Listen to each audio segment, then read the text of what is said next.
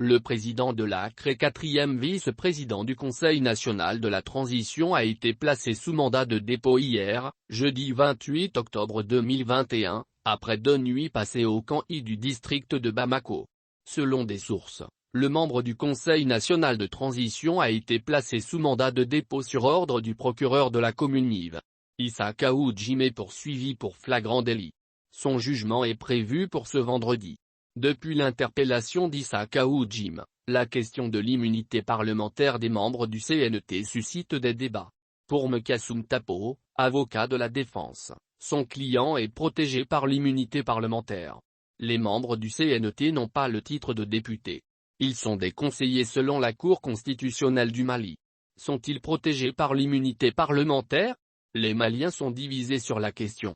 Les partis politiques dénoncent l'interpellation d'Issa Kaou Jim. La HARP, la CODEM, le PARENA, le SADI. Ont dénoncé l'arrestation d'Issa Kaou Jim. Pour le parti d'Ousseini Amiongando, cette interpellation est dérive totalitaire qui remet en cause les sacrifices consentis en mars 1991 pour l'avènement de la démocratie au Mali. C'est aussi, ce parti, une atteinte grave à la liberté d'expression au Mali. Le PARENA dénonce avec force cette atteinte à la liberté d'opinion, ce crime attentatoire à une des libertés fondamentales conquises de haute lutte.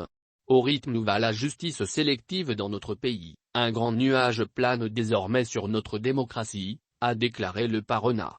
Le Sadi Doumar a aussi condamné, mercredi, cette interpellation d'Issa Kaou Jim.